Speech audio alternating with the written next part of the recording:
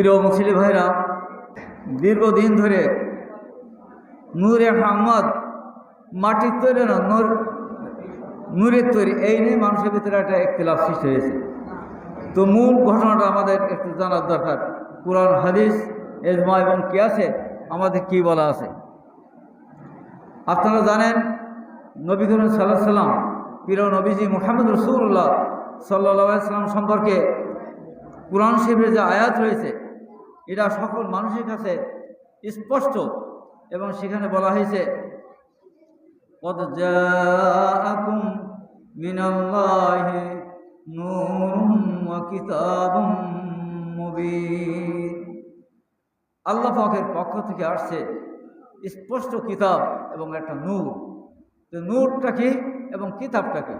কিতাব বর্তমানে তো আমরা সবাই জানি, কিতাব মানে আমরা যে কোরআন শরীফ সকাল বিকাল সবসময় আমরা পড়াশোনা করি, নামাজে পড়াশোনা করি, সূরা, কিরাত, এইগুলো।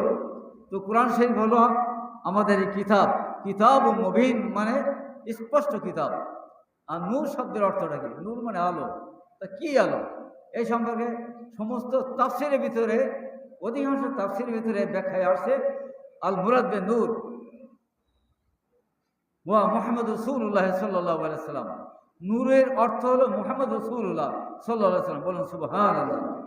তাহলে এখানে নূরে মানুষের ইখতিলাফ থাকার কথা না, যেহেতু কোরআন বলছে। এটা তাফসীর বলছে, কোরআন বলছে, কোরআন থেকে আমরা স্পষ্টভাবে জানছি। আর মুহাম্মদ রাসূলুল্লাহ সাল্লাল্লাহু আলাইহি ওয়াসাল্লাম সম্পর্কে বলা হয়েছে মুহাম্মদ রাসূলুল্লাহ, মুহাম্মদ সাল্লাল্লাহু আলাইহি ওয়াসাল্লাম আল্লাহর রাসূল। বলুন সুবহানাল্লাহ। নূর আমরা এখান থেকে দেখতে পাচ্ছি। এরকম আরেকটা হাদিস, যে হাদিস সম্পর্কে বলা হয়েছে, আন ইরবাদ বিন সারিয়া রাদিয়াল্লাহু আসলামি রাদিয়াল্লাহু তাআলা আনহু قال سمعت النبي صلى الله عليه وسلم يقول إني عند الله في أول الكتاب لخاتم النبيين وإن آدم لم جدل في تينته سأنبئكم بتأويل ذلك أنا دعوة إبراهيم وبشارة عيسى عليه الصلاة والسلام ورؤيا أمتي التي رأت أنه خرج منها نور أضاءت له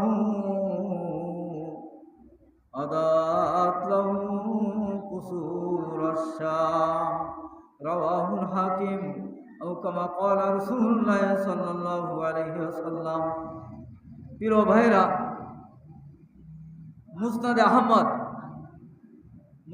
আহমদ এবং হাকিমের ভিতরে আছে। মুসনাদে আহমদের ভিতরে এই হাদিসটা আসছে। মুসনাদে আহমদ ভিতরে পরপর দুটো তিনটে হাদিস এই সম্পর্কে বলা হয়েছে। সেখানে আল্লাহ রাসূল নিজেই বলেছেন, ইন্নী ইনদাল্লাহি ফি আউলিল কিতাবে লাখাতামুন নাবিয়্যিন। কিতাবের প্রথমে আমাকে খাতামুন নাবিয়্যিন বলে ঘোষণা করা হয়েছে।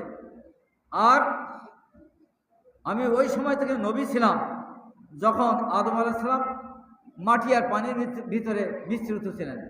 যখন আদম আলাইহিস সালামকে সৃষ্টি করা হয়নি, সেই সময় থেকে আমি নবী ছিলাম। বলুন সুবহানাল্লাহ। তাহলে আগে নবীকে কি বলেন? আগে নবী কে হবে? মুহাম্মদ রাসূলুল্লাহ সাল্লাল্লাহু আলাইহি ওয়াসাল্লাম। আদম আলাইহিস সালামের ঘোষণার আগে, নবী ঘোষণার আগেই মুহাম্মদ রাসূলুল্লাহ সাল্লাল্লাহু আলাইহি ওয়াসাল্লামকে নবী হিসাবে ঘোষণা করা হয়েছে। বলুন সুবহানাল্লাহ। তাহলে নবী হিসাবে সিনিয়র লোকে আমাদের নবীজি মুহাম্মদ রাসূলুল্লাহ সাল্লাল্লাহু আলাইহি ওয়াসাল্লাম। নূর সৃষ্টির বিষয়, নূর হিসাবে আল্লাহ নবী হলেন আদম আলাইহিস সালাতু ওয়াস সালামের পূর্বে, এবং ওই নূরের থেকে সমস্ত নবীদের সৃষ্টি করা হয়েছে। বলুন সুবহানাল্লাহ। ওয়ারুয়া আল্লাতি রাত আন্নাহু খারাজা মিনহা নূরুন। আর আমার মায়ের স্বপ্ন, আমি ভূমিষ্ঠের আগে আমার মা স্বপ্ন দেখত যে আমার নূর, মায়ের থেকে নূর বের হয়েছে। সে নূরটা সিরিয়ার রাজপ্রাসাদ পর্যন্ত আলোকিত হয়ে গেছে। বলুন সুবহানাল্লাহ। সিরিয়া মানে কি? বর্তমান সিরিয়ার রাজপ্রাসাদ পর্যন্ত আলোকিত করে দিয়েছে। মুসনাদে আহমদের ভিতরে বলা হয়েছে, সিরিয়া রাজপ্রাসাদের কথা কেন বলা হলো?